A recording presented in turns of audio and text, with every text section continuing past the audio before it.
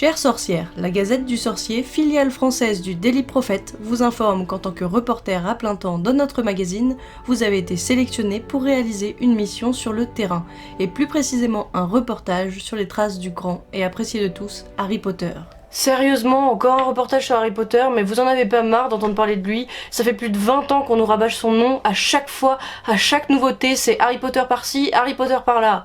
Je commence à être vraiment saoulée d'entendre parler de lui tout le temps, mais bon, si ça peut m'éviter un reportage de merde sur la bière au beurre, peut-être que je vais accepter quand même. Nous savons ô combien il est difficile d'obtenir des interviews de cet illustre sorcier, mais les articles sur lui font quasiment doubler notre chiffre d'affaires. C'est donc pour cela que notre rédaction compte bien taper un grand coup en proposant un hors-série retraçant l'histoire d'Harry dans la ville et sa banlieue qu'il a vu grandir, Londres. Non, sérieusement, je pars à Londres. Mais c'est de la frappe! Putain, ça va être de la balle! Oh yes, j'ai tellement hâte! Bon, faut pas que je déconne sur ma valise, faut que je prenne que des choses utiles. Pour ce reportage, permettez-moi de vous rappeler la règle mise en vigueur par le ministère de la Magie depuis maintenant plus de 2 ans à cause de la multiplication et des performances des appareils électroniques moldus, à savoir que le vol en balai est désormais interdit au-dessus des grosses agglomérations. Bon bah je suis désolée Fifi, j'espère que tu t'ennuieras pas trop pendant mon absence, hein, mais fais pas de bêtises, attention. Hein. Vous trouverez donc 6 juin un porte au loin qui vous amènera à votre première destination ainsi qu'une liste et un plan des différents lieux à visiter. Réducto. PS, si votre reportage nous satisfait, il se peut que vous soyez publié dans le Daily Prophet et dans la Gazette du Sorcier.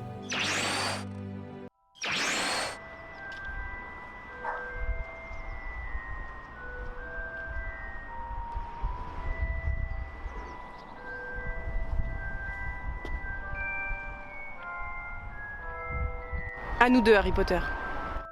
Lumos Maxima.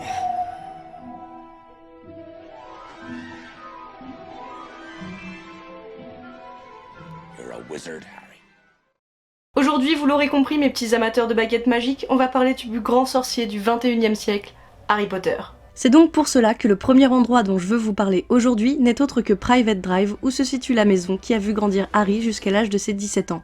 J.K. Rowling, qui aime particulièrement jouer avec les mots, comme toute bonne écrivaine, a voulu faire ressortir dans Private Drive l'idée d'une séparation forcée, d'une barrière entre le monde des humains et le monde magique. Le mot private se traduit en français par troème. Alors évidemment, si vous avez aucune connaissance en jardinerie, sachez qu'un troème, c'est un arbuste qui est utilisé pour séparer souvent les différentes maisons et jardins dans les banlieues anglaises. Et en fait, il est utilisé parce qu'il ne perd pas ses feuilles en hiver. Cette plante est donc l'incarnation parfaite de la volonté des Dudley à ne pas vouloir voir ce qui se passe en dehors de chez eux et à en quelque sorte se protéger contre ceux qu'ils considèrent comme étant des... De plus, la rue de Private Drive se situe dans un regroupement de maisons qui s'appelle en anglais Little Winging, qui peut se traduire littéralement par petite plainte ou gémissement. Et cela permet de mettre en avant que cette famille aime particulièrement geindre, couiner et se plaindre. Dry up, Dursley, you great prune. Je ne vais pas m'étendre plus sur le fait que les Dudley sont des êtres fermés d'esprit vu que vous le savez déjà. Mais Rowling a choisi dans son livre d'appuyer encore plus ce fait-là en choisissant le nombre 4 pour la maison des Dudley, car elle trouve que c'est un nombre qui semble méchant, un peu piquant. On retrouve d'ailleurs cette croyance chez les Japonais qui considèrent ce nombre comme porte-malheur. Et en plus de l'attribution de ce nombre maudit, elle voulait que visuellement dans son film, les spectateurs comprennent directement qu'ils vivent dans un endroit où aucune création et aucune joie de vivre n'est possible. Elle a aussi précisé au directeur du premier film, Chris Columbus, qu'elle imaginait cette maison dans la banlieue du Surrey, qui est localisée au sud-ouest de Londres et où se sont développées après la Seconde Guerre mondiale beaucoup de maisons similaires à la chaîne. C'est donc dans cette démarche que Stuart Craig, le chef décorateur de tous les Harry Potter, a décidé, en accord avec le réalisateur, d'utiliser la rue de Picket Post Close pour localiser la maison des Dudley. Donc à partir du second film, ils ont dû recréer en studio la maison des Dudley et les 3 suivantes qui forment un bloc. C'est donc pour cela que vous allez pouvoir remarquer dans tous les films qui vont suivre que les environs de la maison changent à chaque fois. Réaliser ces maisons en studio leur a permis en plus de pouvoir rajouter plus facilement la véranda qui n'existe pas sur la maison originale. Mais il y a aussi un autre détail qui est différent entre Picket Post Close et Private Drive, ce sont les lampadaires. Franchement, ces lampadaires, ils ont hanté mon enfance à cause de Dumbledore qui fait joujou avec son briquet magique. Mais j'étais déçue de voir que ceux présents en vrai ne sont pas les mêmes. Je sais pas si c'est dû au fait que c'était des accessoires, ceux qu'ils ont utilisés dans le film, mais après je me dis que ça me m'étonnerait pas non plus qu'ils aient changé les lampadaires de la ville, vu que quand même ce film Harry Potter à l'école des sorciers est sorti en 2001. Ouais, Ça date. À titre personnel, j'étais hyper contente d'aller dans ce lieu si iconique qui a intimement marqué mon enfance. Mais j'ai conscience que si vous allez à Londres, vous avez peut-être pas franchement envie de vous taper 1 heure de route juste pour aller voir ça. Donc pour la suite de mes vidéos, nous allons repartir dans la capitale.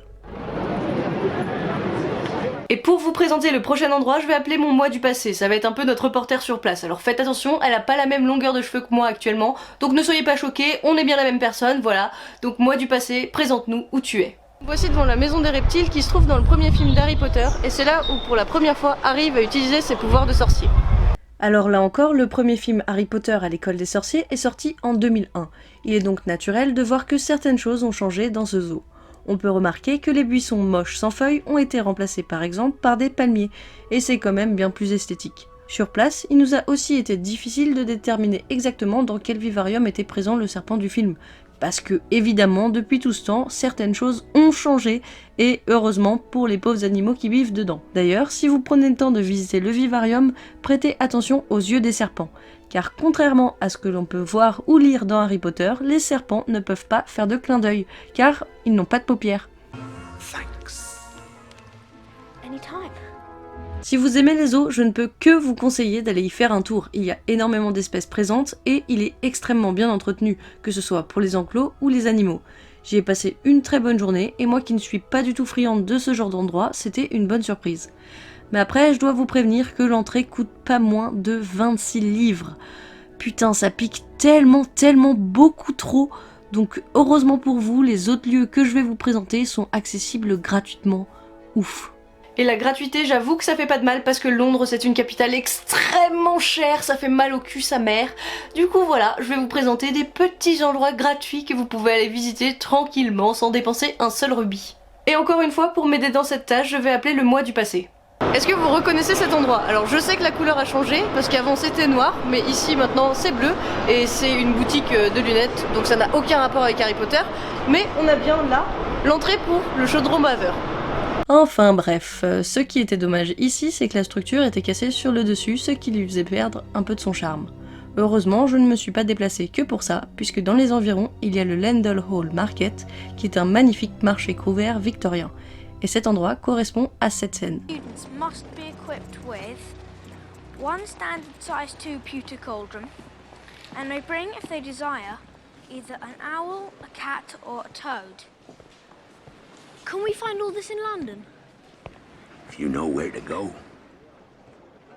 Oui, c'est assez court, mais ça vaut vraiment le détour, car cet endroit est très joli. Il y a pas mal de magasins, mais c'est surtout la structure sur laquelle il faut s'attarder.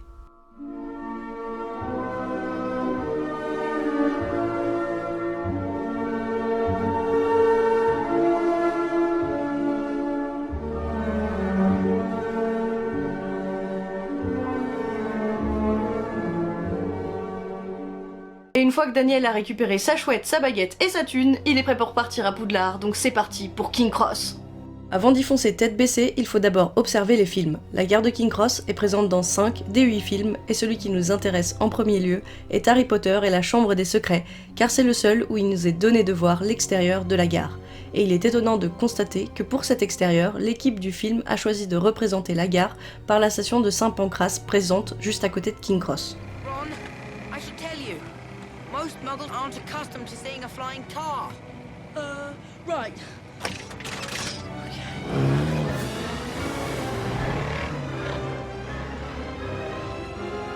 Je disais que c'était étonnant d'avoir choisi ce lieu, mais en vrai ça se comprend parfaitement, car face à l'architecture de Saint-Pancras, King Cross ne fait vraiment pas le poids.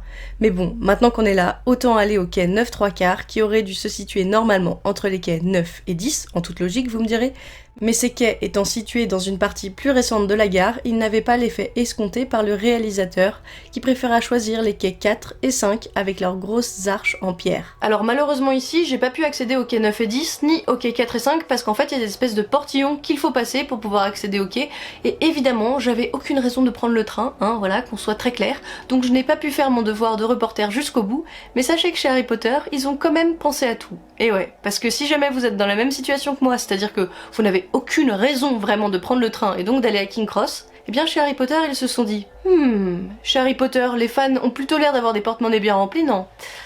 Ah, je crois qu'on tient quelque chose, Michel. Vous avez sûrement dû tomber sur des photos de gens avec une baguette à la main et une écharpe aux couleurs de leur maison, tenant un caddie à moitié incrusté dans un mur, avec écrit au-dessus « K9 3/4 » ou encore, comme ils le disent en anglais. 9 3/4. En voyant ces photos, je me suis dit que c'était une idée trop stylée et que moi aussi je voulais y aller. Du coup, c'est la première chose que j'ai cherché en arrivant à King Cross, et l'endroit n'était vraiment pas difficile à repérer vu la queue qu'il y avait devant. Et c'est un peu triste de tirer sur le filon du « Hé, regarde, c'est comme dans le film !» Mais bon, je peux rien dire, ça attire le client, déjà moi par exemple. Et du coup, j'ai pas fait la queue, évidemment, vous vous en doutez, mais j'ai fait un tour à la boutique de goodies présente juste à côté. Quand je vous dis qu'ils perdent pas le nord chez Harry Potter, c'était la meilleure solution pour faire venir les gens ici. Alors là, je vais pas vous jeter la pierre, parce que évidemment, j'ai acheté quelque chose dans la boutique. J'ai acheté ce truc là en me disant que ce serait utile pour mes vidéos, et effectivement j'ai eu raison. Donc voilà, si vous fouillez dans la barre d'infos et dans mes sources, il y a ce livre qui est cité maintes et maintes fois. Et d'ailleurs, je voudrais remercier les gens qui me soutiennent sur Tipeee parce que c'est grâce à vous que je peux m'acheter ce genre de bouquin. Merci les gars. Quittons la frénésie des boutiques pour aller voir un endroit qui se situe vraiment pas loin de King Cross et qui est quand même vachement moins touristique. Je veux parler de la maison de Sirius Black. Rendez-vous donc place Gringo pour voir la maison qui a servi de QG à l'Ordre du Phénix. Quand j'y suis allée, le soleil venait de se coucher et l'ambiance qui s'en dégageait m'a tout de suite rappelé celle qui s'est développée dans les derniers films d'Harry Potter, à savoir une ambiance grave et sombre. Si vous observez ces bâtiments, vous allez facilement constater un détail non visible dans les films, les toits. Et j'ai trouvé ça un peu dommage de ne pas les voir dans les longs métrages car j'ai trouvé ça encore plus beau qu'ils soient en tôle car ce matériau se démarque parfaitement des briques caractéristiques de l'ancienne architecture de Londres. Enfin, quittons ce lieu si émouvant qui nous rappelle la mort d'un homme qui s'est fait tuer comme une merde par une mange-mort pour aller voir cette fois-ci un lieu qui s'est fait détruire par des mange-morts. Ce lieu en question a le nom d'un artefact magique dans Yu-Gi-Oh! Le pont du Millénium. Ce pont est un pont piéton très connu à Londres et très emprunté par tous les touristes qui se respectent au moins une fois dans leur séjour. Et le fait que ce pont soit aussi connu accentue l'effet dramatique lors de sa destruction au début du 6e film. Car tout le monde le connaît évidemment et c'est comme si on détruisait le pont des Arts à Paris. Heureusement, en réalité, ce pont du Millénium est toujours présent et on peut donc aller le voir et profiter de sa célèbre vue sur la cathédrale Saint-Paul.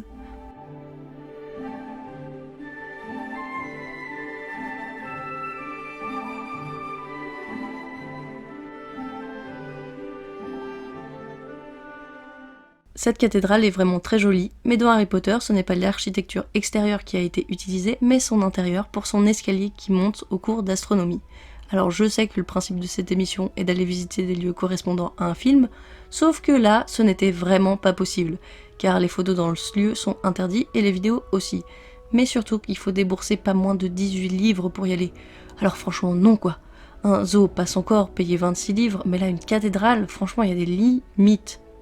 Franchement, ce serait complètement con de passer à côté de ce bâtiment parce qu'il est vraiment genre trop beau et puis même on le voit quand même dans les films, donc je pense que c'est quelque chose d'important à aller voir. Et dans cette zone de Londres, vous pourrez en plus profiter de 2 lieux intéressants à aller voir, le Tower Bridge et l'Hôtel de Ville. Le Tower Bridge, on l'aperçoit lors du survol de Londres en balai, quant à l'Hôtel de Ville, il est visible de l'intérieur dans le 7e film, au moment où les employés sont témoins de l'attaque du pont Millennium par les mange-morts. Bon, je vous le concède, les lieux qu'on vient de voir là, c'est pas des lieux hyper touristiques, du coup je préfère vous emmener dans un autre quartier qui est le quartier de Westminster, et là qui est vraiment super connu, et où il y a un petit lieu qui va vous rappeler 2-3 petites choses, je pense. Ce quartier est très connu à Londres grâce à la présence de Big Ben et du Parlement britannique, mais ici ce qui nous intéresse c'est la fameuse station de métro Westminster. Station présente dans le 5e film lorsque Monsieur Weasley prend le métro pour la première fois et sûrement la dernière fois de sa vie. Pour tourner à cet endroit, ils ont dû fermer la station et je n'imagine même pas le bordel que ça a foutu parce que ce quartier est sans aucun doute le plus visité de la capitale. Et pour les Parisiens, c'est un peu comme si on bloquait la station Châtelet, vous imaginez le bordel. Dans ce quartier, il y a une autre scène extérieure qui a dû être compliquée à tourner et c'est celle de l'entrée dans le ministère de la Magie.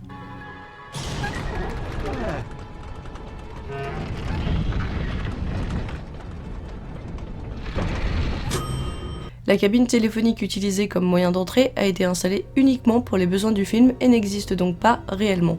Et j'avoue que c'est bien dommage parce que ce serait bien la seule photo de gros touristes devant une cabine téléphonique que je me serais accordée.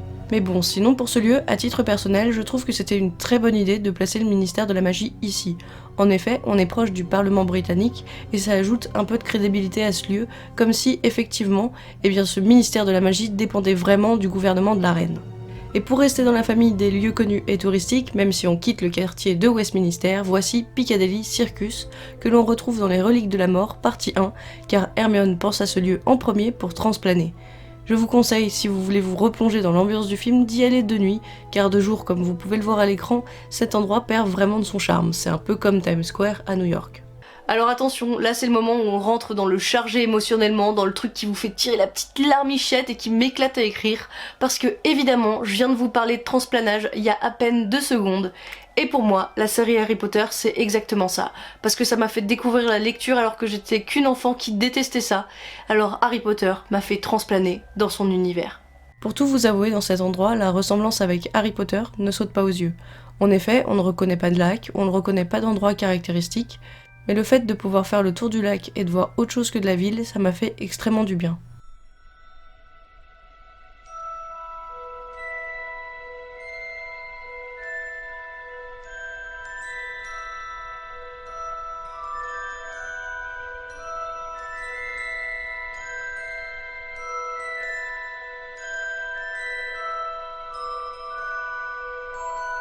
Et sur ce, il va quand même falloir que je conclue cette vidéo. Et si elle t'a plu, t'a fait voyager et t'a donné envie de te replonger dans l'univers de J.K. Rowling, j'en serais ravie.